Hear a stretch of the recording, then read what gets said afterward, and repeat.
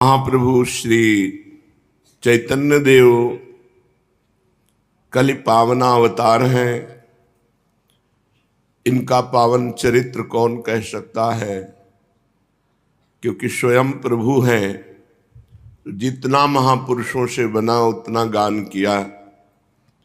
चाहे कोई कितना भी इस प्रेम रस को पी ले, इसको उलीचे, इस अगाध रस सिंधु में अणुमात्र भी कमी नहीं हो सकती। जिस किसी ने इस परम सुस्वादु आत्मानंदमय रस का यत् किंचित भी पान किया, वही धन्य हो गया। ज्ञान, वैराग्य, भक्ति, प्रेम, त्याग और विरह के मूर्तिमान विग्रह श्री कृष्ण प्रेमावतार श्री गौरांग देव का करुणा विगलित जीवन दुखी प्राणियों का एक ऐसा ही मनोरम आश्रय स्थल है। अतएव इस कलि संतप्त पाप ताप जनित नाना दुख, दैन्य, दाहग्रस्त मनुष्यों को यदि शीतलता, शांति और दिव्य प्रेमानंद की अनुभूति करनी हो, तो आनंद और प्रेम के पर्याय चैतन्य महाप्रभु के इस पावन चरित्रामृत का पान अवश्य करें। अनेक महापुरुष, वीतराग महात्मा और न जाने कितने अगणित जीव महाप्रभु के लोकोत्तर जीवन से अनुप्राणित हुए हैं। प्रेम और परमार्थ के पथ पर चलकर अनेकों कृतार्थ भी हुए हैं और बहुत से आगे भी होते रहेंगे। ऐसे महान चरित्र की ऐसी विलक्षण क्षमता और सर्वमान्य उपयोगिता को स्वीकार करके इस ग्रंथ की रचना श्री प्रभुदत्त ब्रह्मचारी जी ने की है। किसी संप्रदाय का आग्रह नहीं रखा। उन्होंने कहा कि हम भगवान चैतन्य देव का चरित्र नहीं गान कर रहे, हम भक्त चैतन्य देव का चरित्र गान कर रहे हैं, जिनके चरितामृत का पान करने से ऐसा वैराग्य उठता है हृदय में कि सर्वभोग त्याग की एक विशेष आशा प्रकट होती है। जब इसका अध्ययन कर रहे थे तो ब्रह्मावर्त विठूर से किनारे किनारे चल रहे थे, यही ग्रंथ साथ था। बस फिर ऐसा वैराग्य बढ़ा कि कमंडल, झोला, वस्त्र सब उतार के फेंक दिए। दिगंबर, पशुवत बिल्कुल व्यवहार शरीर के साथ, भूख, प्यास, गर्मी, सर्दी सब सहना और निरंतर भगवत चिंतन परायण रहना। बहुत समय तक चैतन्य चरितावली ने घोर वैराग्य में जीवन दिया, क्योंकि महाप्रभु चैतन्य देव का घोर वैराग्य और अनुराग में जीवन। बड़े सौभाग्य होते हैं जब महापुरुषों के पावन चरित्र सुनने का सौभाग्य मिलता है। वंशी विभूषित करान नवनीर दाभात पीतांबरा दरुण बिंब फला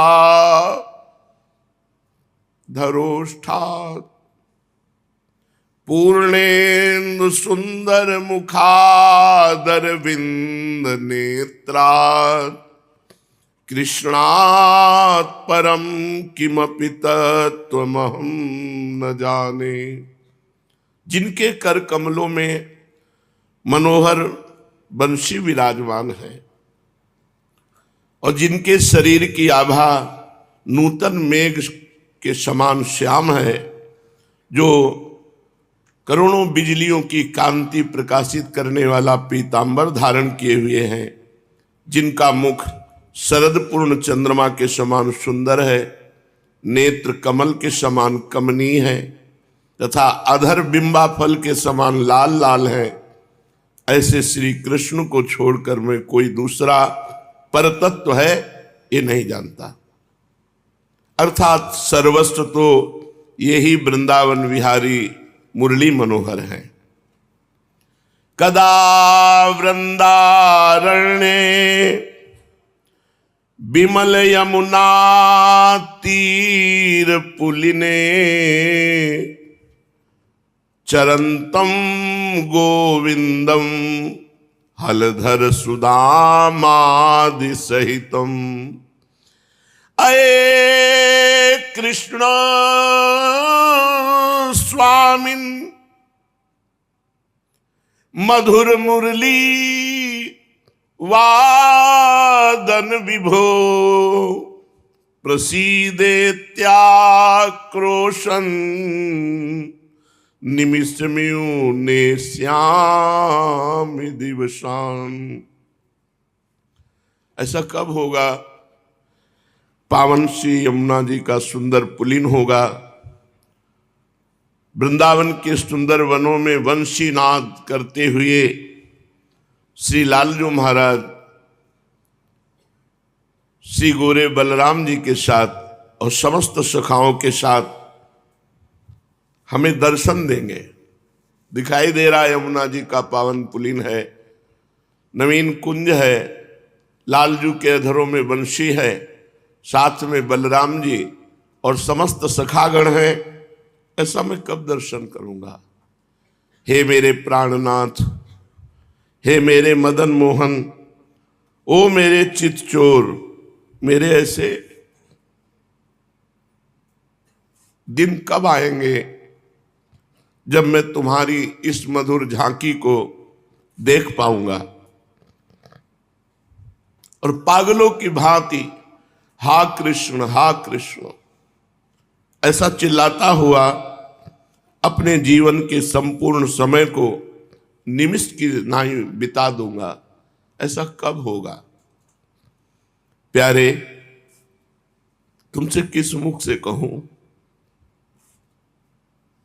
कि मुझे ऐसा जीवन प्रदान करो। चिरकाल से बड़े बड़े महात्माओं के मुख से सुनता चला रहा हूं कि तुम निष्किंचनों के प्रिय हो, जिन्होंने अंतर और बाह्य दोनों प्रकार के परिग्रह का परित्याग कर दिया, जिनके तुम ही एकमात्र आश्रय हो, जो तुमको ही अपना सर्वस्व समझते हो, उन्हीं एक निष्ठ भक्तों के हृदय में आके तुम विराजमान होते हो, उन्हीं के जीवन को असली जीवन बना देते हो, उन्हीं के तुम प्यारे हो और वे तुम्हें प्यारे हैं। प्यारे, इस पामर प्राणी से तुम कैसे प्यार कर सको? ये वंचना नहीं है, अतियुक्ति नहीं है नाथ। ये कैसे कहूं कि बनावट नहीं है? फिर भी तुम तो अंतर्यामी हो, तुमसे कोई बात छिपी थोड़ी है।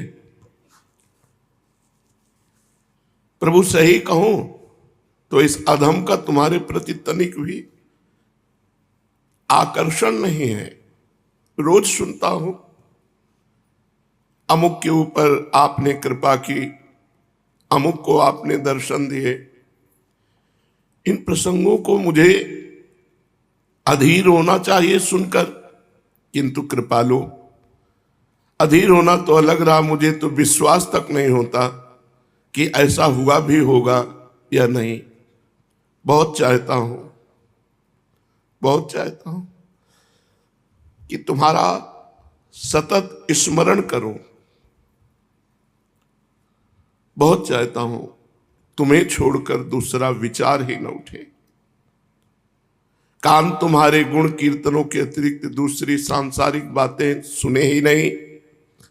जिह्वा निरंतर तुम्हारे ही नामामृत का पान करती रहे।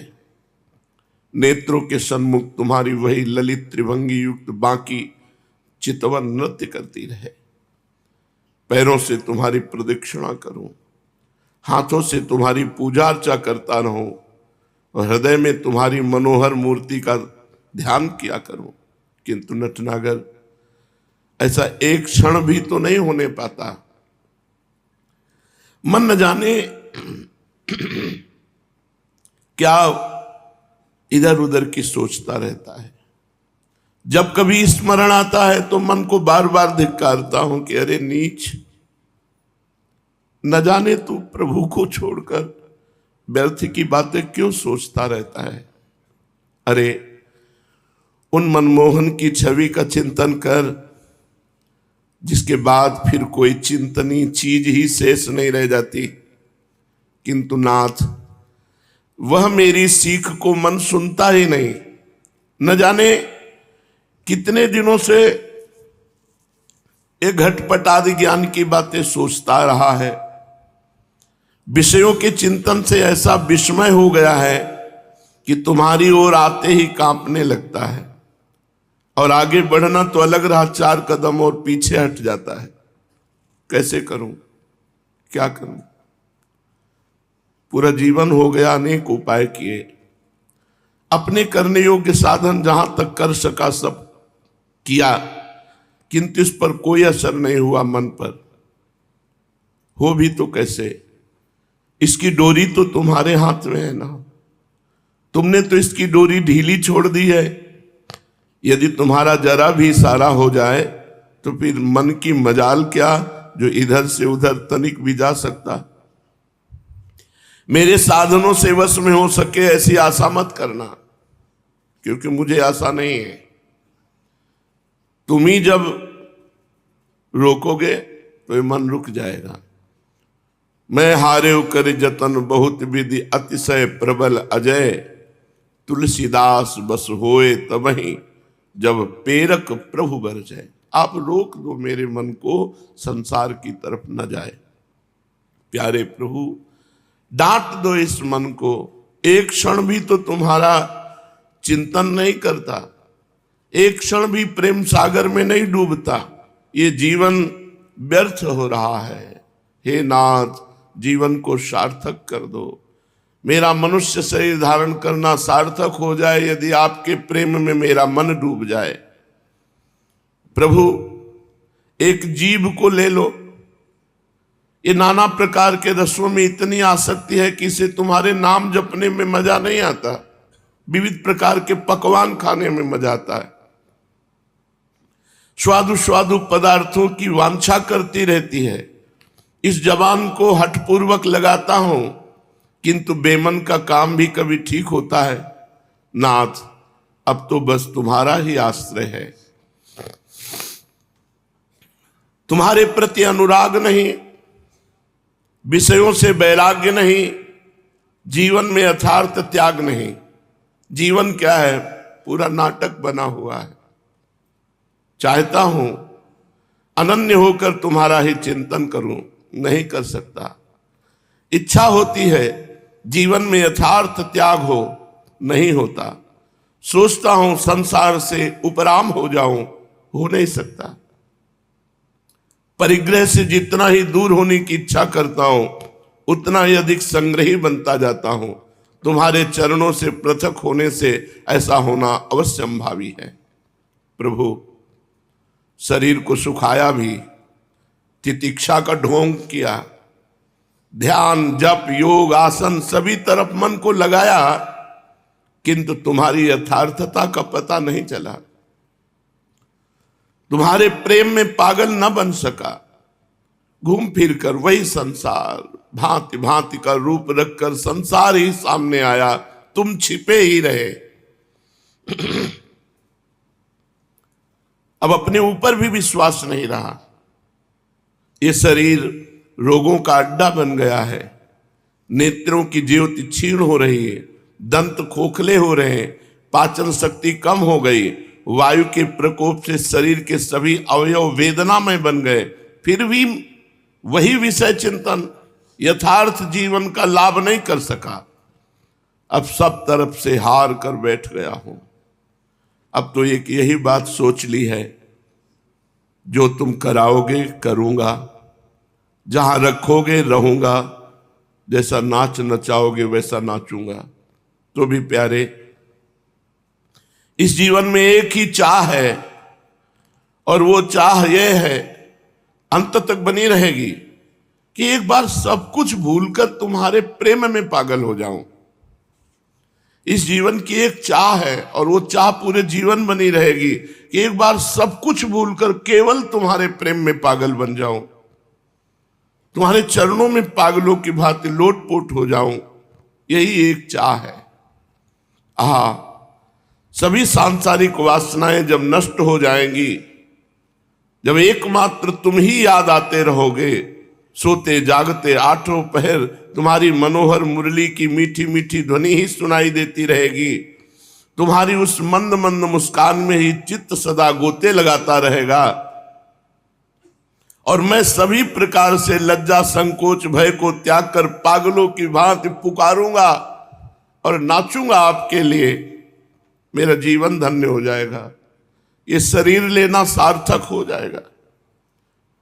प्रभु मुझे रोने का वरदान दो, मैं रोता रहूं, पागल की भांति सदा रोऊं, उठते बैठते सोते जागते सदा आंखों में आंसू भरे रहूं, रोना ही मेरा जीवन हो जाए, ऐसी कृपा कर दो।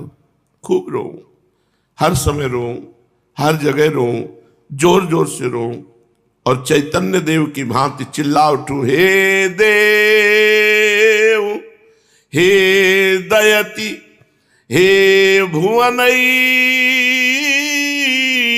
बंधो हे कृष्ण हे चपल हे करुणैक सिंधो हे नाथ हे रमण हे नयनाभिराम, हा हा कदानुभवितासि पदम दृशोर में। हे गुरु स्वरूप प्रभु, तुम्हारे पाद पद्मों में कोटि कोटि प्रणाम है। हे अंतर्यामीन, तुम्हारे अनंत गुणों का बखान यदि शेषनाग भी अपने सहस्त्र मुखों से सृष्टि के अंत तक आहरनिश करते रहे तो भी उनका अंत नहीं होगा। मैं क्षुद्र प्राणी भला तुम्हारी विमल विरदावली का बखान किस प्रकार कर सकता हूं। जब शेष जी तुम्हारी महिमा नहीं पार पा सकते तो मैं एक मनुष्य शरीरधारी क्या आपकी महिमा का बखान करूं। फिर भी तुम जाने जाते हो, तुम अगम्य हो, तो भी अधिकारी साधक तुम तक पहुंचते हैं। तुम अनिर्वचनीय हो तो भी शिष्य प्रशिष्य परंपरा से मिलकर तुम्हारा निर्वचन करते हैं। तुम निर्गुण हो, निराकार हो, फिर भी भक्तों के प्रेमवश तुम सगुण साकार होकर प्रकट होते हो। मनीषी तुम्हारे तत्व को परोक्ष बतलाते हैं तो भी तुम प्रत्यक्ष होकर शिष्यों की पूजा अर्चा भक्तों की ग्रहण करते हो। हे गुरुदेव स्वरूप प्रभु, हे प्रभु स्वरूप गुरुदेव, इस प्रकार तुम्हारे रूप को बारंबार नमस्कार है। हे ज्ञानावतार गुरुदेव, मेरी पात्रता अपात्रता का विचार न करना। पारस लोहे की पात्रता की ओर ध्यान नहीं देता, वो तो सामने आए हुए हर प्रकार के लोहे को सुवर्ण कर देता है, क्योंकि उसका स्वभाव ही है लोहे को कंचन बनाना। तो तुम्हारे योग्य पात्रता क्या इन पार्थिव प्राणियों में कभी आ सकती है? नाथ, अपने स्वभाव की ओर ही ध्यान रखना, हमारी तरफ न देखना, अपने स्वभाव की तरफ देखना। तुम्हारे दयालु स्वभाव की प्रशंसा सुनकर मैं अपने जीवन को तुम्हारे श्री चरणों में समर्पित करने आया हूं। प्रभु, संभवतः ये तुम्हें प्रिय लगेगा, यद्यपि तुम निरपेक्ष हो, तुम्हें कोई अपेक्षा नहीं, पर मेरी प्रार्थना स्वीकार करो, मुझे अपने श्री चरणों में शरण दो। तुम्हारे पाद पद्मों में मेरा कोटि कोटि प्रणाम है। हे त्रिगुणातीत, मैं तुम्हारी दया का भिखारी हूं। हम नेत्रहीनों को एकमात्र तुम्हारा ही आश्रय है। अज्ञान अंधकार ने हमारे नेत्र ज्योति को नष्ट कर दिया है। इसे अपनी कृपा रूपी शलाका से उन्मीलित कर दो, जिससे हम तुम्हारी छवि का दर्शन कर सकें। हे मेरे उपास्य देव, तुम्हें छोड़कर संसार में मेरा और कौन ऐसा हितैषी है। तुम ही एकमात्र मेरे आधार हो। हे अनाश्रित के आश्रय, मेरी इस भावपूर्ण श्रद्धांजलि भावांजलि को स्वीकार करो। प्रभु, ना तो मैं तैरना ही जानता हूं और न नाव खेना ही, फिर भी घोर समुद्र में बहा चला जा रहा हूं। किधर जा रहा हूं कुछ पता ही नहीं। बवंडर सामने आता हुआ दिख रहा है, उससे कैसे बच सकूंगा कुछ पता नहीं। अब एकमात्र तुम्हारा ही आश्रय है। कर्णधार बनकर मेरी सहायता करोगे तभी काम चलेगा। प्रभु, तुम्हें पधारना पड़ेगा, आना पड़ेगा, क्योंकि तुम्हारे सिवा ना मैं तैरना जानता हूं, ना मेरे पास नाव है, समुद्र में पड़ा हुआ हूं। कोई दूसरा मार्ग ही नहीं है आपके सिवा। चारों ओर से फूटी हुई इस जीर्ण नाव पर जब तुम्हारे श्री चरण पड़ेंगे तो अपने आप दौड़ पड़ेगी सतमार्ग की तरफ। घोर संसार रूपी समुद्र के एकमात्र कर्णधार, इस शुष्क जीवन में सरसता लाने वाले मेरे गुरुदेव, हम प्रणतों की ओर दृष्टिपात कीजिए। तुम्हारी जगन मोहन मूर्ति का ध्यान करते करते दिन व्यतीत हो जाता है, रात्रि आ जाती है, फिर भी मैं तुम्हारी कृपा से वंचित बना रहा हूं। पता है तुम हमारे निकट हो, फिर भी मैं तुम्हें देख नहीं पाता, तुम्हारा बन नहीं पाता। तुम्हारी चरण छाया के सन्निकट बना रहने पर भी मैं शीतलता से वंचित रहता हूं। किसे दोष दूं? ये मेरा दुर्भाग्य है कि आप निकट हो पर मैं देख नहीं पा रहा। आपके चरण इतने शीतल हैं पर मैं जल रहा हूं। बस जीवन में एक आशा है, आप कृपा कर दो। वो दिन कैसा होएगा जब गुरु गहेंगे बाह, अपना करी बैठाएंगे चरण कमल की छाह। प्रहलाद नारद पराशर पुंडरीक व्यास अम्बरीश सुक सौनक भीष्म दाल्भ्यान, रुक्मांगदोद्धव विभीषण फाल्गुनादीन, पुण्यानिमान परम भागवतान नतोस्मि।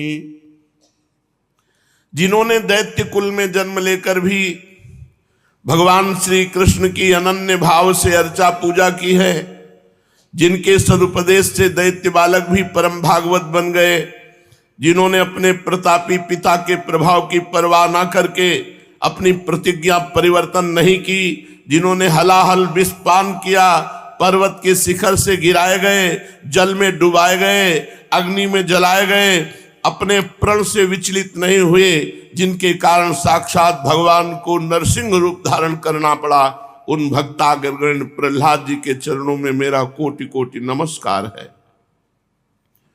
जो संसार के कल्याण की इच्छा से सदा नाना लोकों में भ्रमण करते रहते हैं, जो ब्रह्मा जी के मानस पुत्र हैं, जिनकी संपूर्ण लोकों में अप्रतिहत गति है, जो स्मरण करते ही सर्वत्र पहुंच जाते हैं, जिन्हें इधर की उधर मिलाने में आनंद आता है, जो संगीत में पारंगत हैं, भक्ति के आदि आचार्य हैं, जो वीणा लेकर उच्च स्वर से अहर्निश भगवान के नामों का कीर्तन करते रहते हैं, ऐसे भक्त शिरोमणि देवर्षि नारद जी के चरणों में मेरा कोटि कोटि प्रणाम है। जो मूर्तिमान तप हैं, जो पुराणों के मर्मज्ञ हैं, जिन्होंने अनेक प्रकार के यज्ञों में भगवान की आराधना की है, उन श्री व्यास देव जी के पिता परम भागवत महर्षि पराशर जी के पाद पद्मों में अनंत प्रणाम है। परम भागवत परम वैष्णव पुंडरीक ऋषि के चरणों में बार बार प्रणाम है, जिन्होंने एक वेद को 4 भागों में विभक्त कर दिया, जिन्होंने कलि के जीवों के उद्धार के निमित्त पंचम वेद महाभारत 18 पुराणों की रचना की, जो ज्ञानावतार हैं, उन महर्षि वेद व्यास को मैं बार बार प्रणाम करता हूं। जिनकी वैष्णवता के प्रभाव को सूचित करने के निमित्त भगवान ने शरण में आए हुए महर्षि दुर्वासा की स्वयं रक्षा न करके उन्हीं के पास भेजा, जिनके परम भागवत होने की प्रशंसा से पुराणों के बहुत से स्थल भरे पड़े हैं, उन राजर्षि अम्बरीश जी के चरणों को मैं अपने मस्तक पर धारण करता हूं। जो संसारी माया के प्रभाव से बचने के निमित्त 12 वर्ष तक माता के गर्भ में ही वास करते रहे, जिन्होंने मरणासन महाराज परीक्षित को 7 दिनों में ही श्रीमद् भागवत की कथा सुनाकर मोक्ष का उत्तम अधिकारी बना दिया, उन अवधूत शिरोमणि महामुनि श्री सुखदेव जी के चरणों में श्रद्धा भक्ति के साथ बार बार मैं प्रणाम करता हूं। जिन्होंने नैमिषारण्य की पुण्य भूमि में सूत जी के मुख से महाभारत और 18 पुराण श्रवण किए, जो ऋषियों के अग्रणी गिने जाते हैं, जिन्होंने हजारों वर्ष की दीक्षा लेकर भारी भारी यज्ञ याग किए हैं, उन संत महंत महर्षि श्री शौनक जी की चरण वंदना करके मैं अपने को कृतकृत्य बनाना चाहता हूं। जिन्होंने पिता का प्रिय करने के निमित्त आजीवन अखंड ब्रह्मचर्य व्रत का पालन किया, जो अपनी प्रतिज्ञा पालन के निमित्त अपने गुरु परशुराम जी से भी भिड़ गए, जिन्होंने पिता को प्रसन्न करके इच्छा मृत्यु का अमोघ वरदान प्राप्त किया, जिनकी प्रतिज्ञा पूरी करने के निमित्त साक्षात भगवान ने अपनी प्रतिज्ञा तोड़ दी, उन गंगा पुत्र वसु अवतार महात्मा भीष्म पितामह के आशीर्वाद की मैं इच्छा करता हूं। परम भागवत और परम वैष्णव दालभ्य ऋषि के चरण कमलों में मेरा कोटि कोटि नमस्कार है, जिन्होंने एकादशी व्रत के महात्म को संपूर्ण पृथ्वी पर स्थापित किया, जिनके धर्म के कारण स्वयं धर्मराज भी भयभीत होकर पितामह की शरण में गए और धर्मचित कराने के निमित्त अद्वितीय रूप लावण्य युक्त मोहिनी नाम की एक सुंदरी भेजा, जिन्होंने मोहिनी के आग्रह करने पर अपने इकलौते प्यारे पुत्र का सिर देना तो मंजूर किया, किंतु एकादशी व्रत नहीं छोड़ा।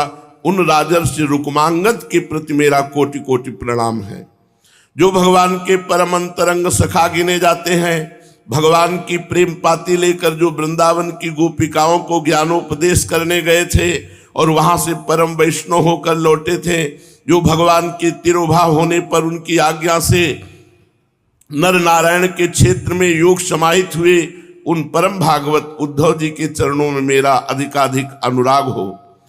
जो अन्यायी भाई का पक्ष छोड़कर भगवान रामचंद्र जी के शरणापन्न हुए, अंत में लंकाधिपति बने, उन श्री रामचंद्र जी के प्रिय सखा अमर भक्त विभीषण को मैं नतमस्तक होकर अभिवादन करता हूं, जिनका सारथ्य महाभारत युद्ध में स्वयं भगवान ने किया, जो इसी शरीर से स्वर्ग में वास कराए, जिन्होंने भगवान शंकर जी से युद्ध करके उनसे पाशुपतास्त्र प्राप्त किया, जिन्होंने अकेले गांडीव धनुष से 18 अक्षोणी वाले महाभारत में विजय प्राप्त कर ली, युद्ध से परांगमुख होने पर जिन्हें भगवान ने स्वयं गीता का उपदेश दिया, जो भगवान के विहार शैया आसन और भोजनों में सदा साथ ही साथ रहे, जिन्हें भगवान बड़े प्रेम से हे पार्थ, हे सखा, हे धनंजय ऐसे सुंदर संबोधनों से संबोधित करते थे, वे नरावतार श्री अर्जुन जी मेरे ऊपर कृपा की दृष्टि करें।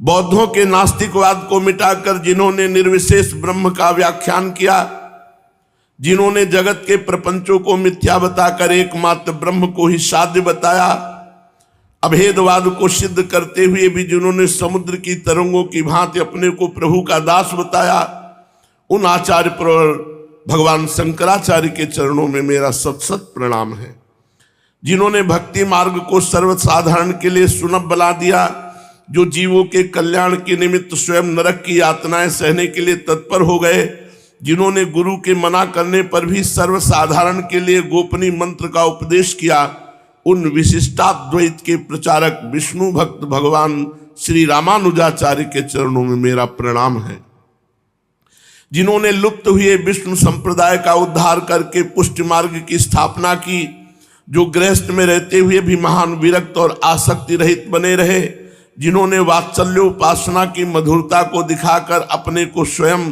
गोपवंश का प्रकट किया, जिन्होंने बालक श्री कृष्ण की अर्चा पूजा को ही प्रधानता देते हुए सर्वतोभावेन आत्मसमर्पण को ही अंतिम ध्येय बताया, उन शुद्धाद्वैत के प्रचारक बाल कृष्णोपासक भगवान वल्लभाचार्य के चरणों में मेरी प्रीति हो, जिन्होंने श्री राधा कृष्ण की उपासना को ही सर्वसिद्ध किया, जिन्होंने नीम के पेड़ में सूर्य दिखाकर भूखे वैष्णव को भोजन कराया, उन द्वैताद्वैत मत के प्रवर्तक मधुर भाव के उपासक भगवान निम्बारकाचार्य के चरणों में मेरा प्रणाम है, जिन्होंने वृंदावन विहारी की प्रीति को ही एकमात्र साध्य माना, जिन्होंने अत्यंत परिश्रम करके स्वयं हिमालय पर जाकर वेद व्यास जी से ज्ञान प्राप्त किया और वेदांत सूत्रों पर भाष्य रचा, उन द्वैत मत के प्रवर्तक भगवान मध्वाचार्य आनंद तीर्थ के पाद पद्मों में मेरा बार बार प्रणाम है। जिन्होंने छुआछूत और जाति पाति का कुछ भी विचार न करके सर्वसाधारण को भक्ति का उपदेश किया, जिनकी कृपा से सभी जगत पूज्य बन गए, जिन्होंने वैष्णव समाज में सीताराम की सेवा पूजा का प्रचार किया, उन आचार्य प्रवर श्री रामानंद आचार्य स्वामी के चरणों में मेरा कोटि कोटि प्रणाम है। इनके अतिरिक्त दूसरे अन्य संप्रदायों के प्रवर्तक जितने भी आचार्य हुए, उन सभी के चरणों में मैं प्रणाम करता हूं। संपूर्ण पृथ्वी की धूल के कणों की गणना चाहे हो भी सके, आकाश के तारे चाहे गिने भी जा सके, बहुत संभव है संपूर्ण जीवों के रोमों की गणना की जा सके, किंतु भक्तों की गणना किसी भी प्रकार नहीं की जा सकती। सृष्टि के आदि से अब तक असंख्य भक्त होते आए हैं, उन सबके केवल नामों को ही गणेश जी जैसे लेखक दिन रात्रि निरंतर लिखते रहे तो महाप्रलय के अंत तक भी नहीं लिख सकते। फिर मुझ जैसे अल्पज्ञ की तो बात ही क्या है।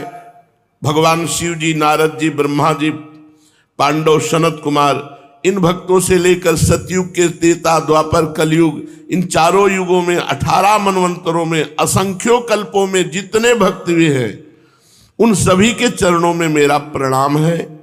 जिन्होंने सतयुग में कपिल रूप भगवान का दर्शन किया, उन भगवत भक्तों के चरणों में मेरा प्रणाम है। जिन्होंने त्रेता में राम रूप से भगवान का दर्शन किया, उन राम भक्तों के चरणों में वंदना है। जिन्होंने व्यास रूप से द्वापर में भगवान के दर्शन किए, उन भक्तों के चरणों में मेरा प्रणाम है। कल के रूप से जिन्होंने कलयुग में भगवान के दर्शन किए और जो इस कलिकाल के अंत में करेंगे, उन सभी भक्तों के पाद पद्मों में मेरा कोटि कोटि नमस्कार है।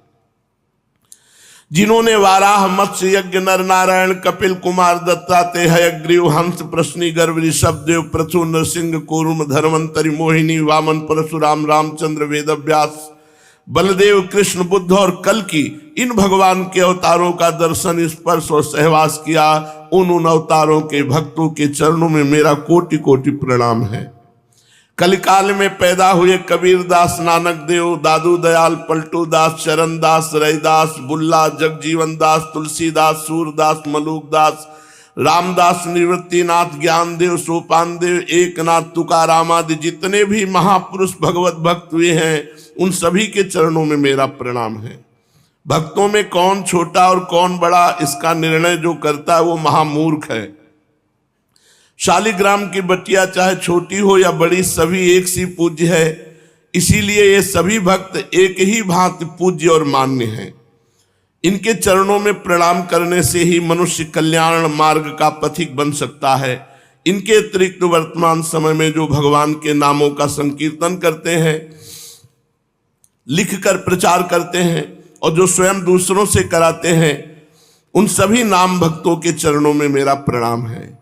जो भगवान के गुणों का श्रवण करते हैं, जो भगवान नाम कीर्तन करते हैं, जो हर समय भगवत रूप का स्मरण करते हैं, जो भगवान की चरण सेवा करते हैं, जो भगवत विग्रहों का अर्चन करते हैं, जो देवता, द्विज, गुरु, भगवत भक्तों और भगवत विग्रहों को नमन करते हैं, जो भगवान के प्रति सख्य भाव रखते हैं, जिन्होंने भगवान को आत्मनिवेदन किया, उन सभी भक्तों के चरणों में मेरा कोटि कोटि नमस्कार है। जो संप्रदायों के अंतर्भुक्त हैं, जो संप्रदायों में नहीं है, जो ज्ञाननिष्ठ है, जो देशभक्त हैं, जो जनता रूपी जनार्दन की सेवा करते हुए नाना भांत की यातनाएं सह रहे हैं, जिन्होंने देश की सेवा में ही अपना जीवन अर्पण किया, जो किसी प्रकार से जनता की सेवा कर रहे हैं, उन सभी भक्तों के चरणों में मेरा बार बार प्रणाम है। वर्तमान काल में जितने भक्त हैं, जो हो चुके हैं अथवा जो आगे होंगे, उन सभी भक्त के चरणों में बार बार वंदना करता हूं। भक्त ही भगवान के साकार रूप हैं। भगवान की शक्ति का विकास पूर्ण रूप से भक्त के ही शरीर में होता है। भक्तों का शरीर पार्थिव होते हुए भी चिन्मय होता है। वे साक्षात भगवत स्वरूपी हैं। भक्तों की चरण वंदना करने से सब प्रकार के विघ्न मिट जाते हैं। भक्ति भक्त भगवंत गुरु चतुर नाम बपु एक, इनके पद बंधन किए मेटत विघ्न अनेक। संसार का यावत ज्ञान है, जितना भी ज्ञान है वो सब भगवान व्यासदेव का उच्छिष्ट है। भगवान व्यासदेव जी साक्षात विष्णु हैं, बस इतना ही अंतर है कि इनके चार की जगह दो ही भुजा हैं। ये चार मुख ब्रह्मा नहीं है, ये दो नेत्र वाले शिव हैं। 24 अवतारों में भगवान व्यासदेव जी भी एक अवतार हैं। ये प्रत्येक द्वापर के अंत में प्रकट होकर लोक कल्याण के निमित्त एक वेद को 4 भागों में विभक्त करते हैं। इस युग में महर्षि पाराशर के वीर से तथा सत्यवती के गर्भ से भगवान व्यासदेव जी ने जन्म लिया। इन्होंने एक वेद के 4 भागों में विभक्त किया, इसलिए इनको वेदव्यास जी कहते हैं। और इनके चरणों में बार बार प्रणाम करके कृपा की याचना करते हैं। जिस प्रकार गंगा जी का प्रवाह निरंतर बहता रहता है, उसी प्रकार इस पृथ्वी पर महापुरुषों का भी जन्म सदा होता रहता है। यदि ऐसा ना होता तो इस पृथ्वी पर धर्म का भी लेस न रह जाता। धर्म के बिना ये संसार एक क्षण भी नहीं रह सकता। धर्म के ही आधार पर ये पृथ्वी टिकी हुई है। अब भी असंख्य सिद्ध महात्मा पहाड़ों की कंदराओं में जन संसदी से पृथक रहकर योग साधना द्वारा संसार का कल्याण कर रहे हैं। अनेकों सिद्ध पुरुष वेश बदलकर पृथ्वी पर घूम रहे हैं। लोग उन्हें पहचानते नहीं, किंतु उनकी सभी चेष्टाएं लोक कल्याण के ही निमित्त होती हैं। वे अपने को अपनी शक्ति द्वारा प्रकट नहीं होने देते। अप्रकट रूप से लोक कल्याण करने में ही उन्हें आनंद आता है। किसी भाग्यवान पुरुष को ऐसे महापुरुष का साक्षात दर्शन हो जाए, ये दूसरी बात है, नहीं तो वे अपने भेष को छुपा कर घूमते रहते हैं। कुछ नित्य जीव या मुक्त जीव लोक कल्याण के निमित्त भौतिक शरीर धारण करते हैं और लोगों का जन्म मरण से छुटकारा दिलाते हैं। पर वो जन्म मरण से मुक्त महापुरुष केवल आते ही हैं जन कल्याण के लिए।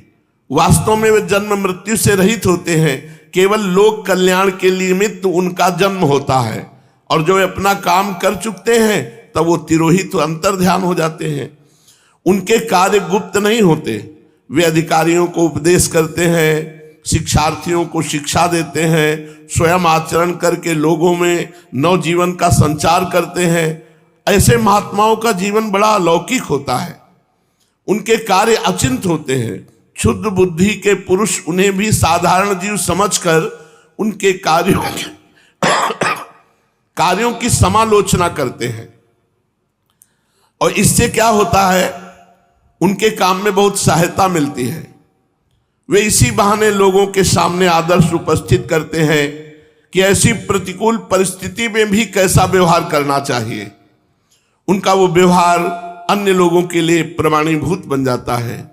इस प्रकार वे संसारी लोगों की निंदा स्तुति के बीच में रहते हुए भी अपने जीवन को आदर्श जीवन बनाकर लोगों के उत्साह को बढ़ाते हैं। ऐसे महापुरुष सदा से उत्पन्न होते आए हैं, अब भी हैं और आगे भी होंगे। किसी के जीवन का प्रभाव व्यापक होता है, उनके आचरणों के द्वारा अधिक लोगों का कल्याण होता है, और किसी के जीवन का प्रभाव अल्प होता है, उनसे थोड़े ही पुरुष लाभ उठा सकते हैं। इस प्रकार सब जातियों में, सब काल में किसी न किसी रूप में महात्मा उत्पन्न होते ही रहते हैं।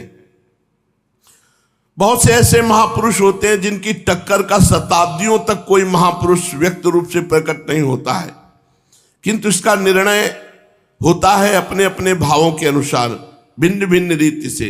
इस बात को आज तक ना तो किसी ने पूर्ण रूप से निर्णय किया है और ना आगे भी कोई कर सकेगा कि अमुक महापुरुष किस कोटि के हैं और इनके बाद इनकी कोटि का कोई महापुरुष उत्पन्न हुआ या नहीं। इसलिए शालिग्राम की बटिया के समान हमारे लिए तो सभी महात्मा पूजनीय तथा वंदनीय हैं।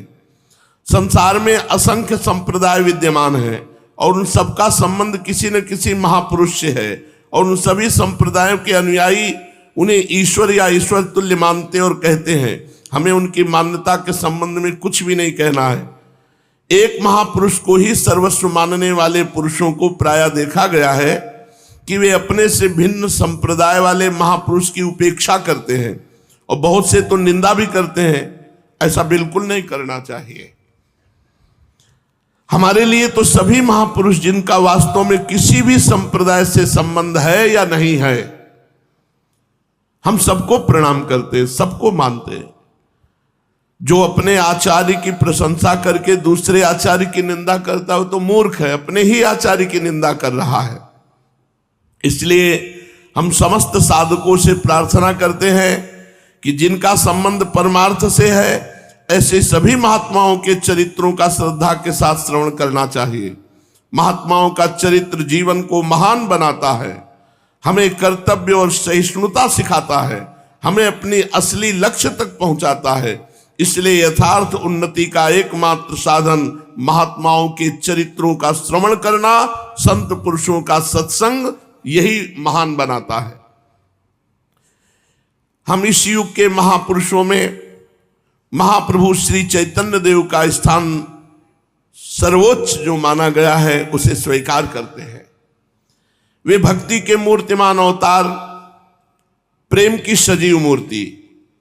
उनके जीवन में परम वैराग्य, महान त्याग, अलौकिक प्रेम, अभूतपूर्व उत्कंठा और भगवान के लिए विलक्षण छटपटाहट थी। उनका अवतार संसार के कल्याण के निमित्त ही हुआ। महापुरुष के जीवन में असंख्य जीवों का कल्याण हुआ, चैतन्य महाप्रभु के जीवन में, और उनके चरित्र से, उपदेश से असंख्यों का होता रहेगा। ऐसे महापुरुष का जीवन कल्याण की इच्छा रखने वाले जीवों के लिए निर्भ्रांत पथ प्रदर्शक बन सकता है। चैतन्य चरित्र अगाध है, दुर्गेय है, साधारण जीवों की समझ में ना तो आ सकता है और ना समझाया जा सकता है। दुष्कृति पुरुष उसे तो श्रवण ही नहीं कर सकते, पापी पुरुष तो श्रवण ही नहीं कर सकते, उनके कान में ही नहीं जाएगा चरित्र। बड़े सौभाग्यवान होंगे ऐसों को चरित्र सुनने का संयोग मिलेगा। और फिर यहां वृंदावन धाम में यमुना जी के पुलिन में बैठ करके भागवत श्रवण की, गीता और श्री चैतन्य चरितावली और ऐसे जो परम पावन भगवत भक्तों के चरित्र, अब क्या कल्याण की कोई कमी है? कल्याण की हमारा कल्याण हो गया। हम कल्याण के लिए नहीं तड़पते, हम प्रेम के लिए तड़पते हैं कि हम आपके लिए रोएं, आपके लिए विकल हो। कल्याण तो हो गया, एक बार संपूर्ण भागवत सुन ली, दुर्गति नहीं होगी, हो गया कल्याण। कल्याण के लिए तो निश्चिंत रहो। हमें प्रेम चाहिए, कल्याण नहीं। हमें श्री जी की दास्ता चाहिए, कल्याण नहीं। सौभाग्य से ऐसे भाग्यवान जो होते हैं उनको ये चरित्र सुनने को मिलता है। सुनकर उनसे भी भाग्यवान वो हैं जो यथावत समझते हैं और वैसे चलते हैं। जिनके ऊपर भगवान की विशुद्ध कृपा है वही सुन समझ सकते हैं। भ्रातः कष्टमहो महान सनपति सामंत चक्रम च तत् पार्श्वे तस्य च सापि राज परिषद ताश्चंद्र बिंबानना उद्रीक्तः सचराजपुत्र निवहस्ते वन्दिनस्ताः कथा सर्वं यस्य वशादगात् स्मृति पदम कालाय तस्मै नमः। ये सब नाशवान है। कभी सुंदर राजमहल नगरी हुआ करती थी, कभी महान राजा उस पर राज्य करता रहता था, बड़ा दूर तक उसके बल विक्रम का यश फैला हुआ था। कभी बड़ी बड़ी सुंदरी उसकी रानियां होती थी। आज सब खंडहर पड़े, केवल इतिहास में लिखा हुआ है, काल सबको चाट गया। इसका भाव यह है कि तुम अपनी यश कीर्ति के चक्कर में मत पड़ो, कब चले जाओगे पता नहीं, इसलिए खूब नाम रूपी धन जमा कर लो, भगवान के लीला चरित्र सुनो, अपने मन को भगवान में लगा दो, यही सार्थक है। महाप्रभु श्री श्री चैतन्य देव का प्रादुर्भाव विक्रम की 16वीं शताब्दी के मध्य भाग में हुआ। वे लगभग आधी शताब्दी तक इस धराधाम पर विराजमान रहकर भावुक भक्तों को निरामय श्री कृष्ण प्रेम पीयूष का पान कराते रहे। उस समय के और आज के भारत की तुलना कीजिए, आकाश पाताल का अंतर हो गया है। राजनैतिक, सामाजिक, आर्थिक तथा धार्मिक सभी प्रकार की स्थितियों में घोर परिवर्तन हो गया है। उस समय लाखों स्त्रियों ने अपने पतियों के साथ हंसते हंसते जीवित जल गई। अनुमान लगा सकता है कोई कि अपने धर्म के लिए हजारों नवयुवतियां ने आग में प्रवेश कर लिया। आग जैसे होली आग लगाई और उसमें प्रवेश कर गए कि कोई विधर्मी हमारे शरीर को छू ना पावे। भक्तों का वो आदर्श प्रेम, कृष्ण भक्ति की वो निष्कपटता, सेवा पूजा में उतनी श्रद्धा इस समय देखने में नहीं आती। वे बातें समय के साथ विलुप्त हो गई। असली प्रेम तो उन महापुरुषों के साथ ही चला गया। अब तो सांप की लकीर शेष रह गई, उसे चाहे जैसे पीटते रहो, सांप तो निकल गया। वो तो उसकी समय की रागिनी थी। समय बहुत बलवान होता है। महाप्रभु श्री श्री चैतन्य देव का प्राकट्य जिस काल में हुआ उस समय बड़ा विलक्षण समय था। आप ये कह सकते हैं कि क्रांति युग था। उस समय संपूर्ण भारतवर्ष में चारों ओर राजनीतिक, सामाजिक और धार्मिक सभी प्रकार की घोर क्रांति मची हुई थी। उस समय तक प्राय ऐसी मान्यता थी कि जो दिल्ली के सिंहासन पर विराजमान और संपूर्ण भारत का सर्वश्रेष्ठ नरपति है। दिल्ली का सिंहासन ही भारतवर्ष को दिग्विजय करने का मुख्य चिन्ह था। उस समय दिल्ली के सिंहासन पर लोधी वंश का अधिकार था, किंतु उस वंश के बादशाहों में वीरता पराक्रम बिल्कुल नहीं रहा। लोधी वंश अपनी अंतिम सांसों को जैसे तैसे कष्ट के साथ पूर्ण कर रहा था। अफगान सरदार लोधी वंश का अंत करने पर तुले हुए थे, इसलिए उन्होंने काबुल के बादशाह बाबर को दिल्ली के सिंहासन के लिए निमंत्रित किया। बाबर जैसा राज्य लोलुप बादशाह ऐसे स्वर्ण समय को हाथ से कब खोने वाला था। पंजाब का शासक दौलत खां उसका पृष्ठपोषक था। ईस्वी सन 1526 में बाबर ने भारतवर्ष पर चढ़ाई की और पानीपत के इतिहास प्रसिद्ध रण क्षेत्र में इब्राहिम लोधी को परास्त करके वो स्वयं दिल्ली का बादशाह बन बैठा। उसके पश्चात उसका पुत्र हुमायूं दिल्ली के तख्त पर बैठा। इधर राजपूतों ने, जो राणा सांगा थे, हिंदू धर्म की दुहाई देकर बाबर के विरुद्ध बलवा आरंभ किया। दोनों में घोर युद्ध हुआ, किंतु मैदान बाबर के हाथ में रहा। राणा सांगा परास्त होकर भाग गए। पंजाब में छोटी मोटी 50 रियासतें बन गईं। उनमें के पहाड़ी राजा तो प्राय सभी अपने को स्वतंत्र ही समझते थे। पहाड़ों में छोटी छोटी 20 स्वतंत्र रियासतें थी। इधर दक्षिण में विजयनगर का अंत हो चुका था। बहमनी वंश का अंत होते ही अहमदनगर, बीजापुर, गोलकुंडा, बीदर और बरार, ये 5 रियासतें एकदम अलग हो गई। बंगाल, बिहार, तिरहुत और उड़ीसा में भी छोटी छोटी बहुत से मुसलमानी और हिंदुओं की नई रियासतें बन गई। इस प्रकार संपूर्ण भारतवर्ष में पूर्व से पश्चिम तक, उत्तर से दक्षिण तक एक भारी राजक्रांति मची हुई थी। सैकड़ों छोटे छोटे राज्य परस्पर में एक दूसरे से लड़ते भिड़ते रहते थे। सभी एक दूसरे को नीचा दिखाने के लिए जी जान से प्रयत्न करते। कभी तो किसी मुसलमानी रियासत को दबाने के लिए मुसलमानों से दूसरे वंश के सरदार किसी पराक्रमी हिंदू राजा की सहायता से उस पर चढ़ाई कर देते, और कभी किसी हिंदू राज्य को नष्ट करने के निमित्त 2 मुसलमान सरदार मिलकर उस पर धावा बोल देते। संपूर्ण भारत में कोई एक छत्र शासक नहीं था। वह राज्य परिवर्तन का समय था, जिसमें भी बल पराक्रम हुआ, जिसके भी अधीन बलवान सेना हुई, वही उस प्रांत का शासक बन बैठा, और दिल्ली के बादशाह ने भी उसे उसी समय शासक स्वीकार कर लिया। ऐसी तो उस समय की राजनीतिक परिस्थिति थी। अब सामाजिक परिस्थिति पर थोड़ा विचार कीजिए। जब महाप्रभु चैतन्य देव का अवतार हुआ, संस्कृत विद्या का आदर था, पंडितों की व्यवस्था की मान्यता थी, ब्राह्मणों की व्यवस्था की मान्यता थी। समाज में बस व्यवस्था के विरुद्ध कोई आवाज नहीं उठा सकता। पंडित जन का प्रभाव था अन्य प्रांतों की अपेक्षा आत्यंतिक। चारों ओर वर्णाश्रम धर्म छिन्न भिन्न हो चुका था। मुसलमानों का एक छत्र राज्य, धार्मिक स्थिति उस समय मानो बहुत जटिल हो गई थी।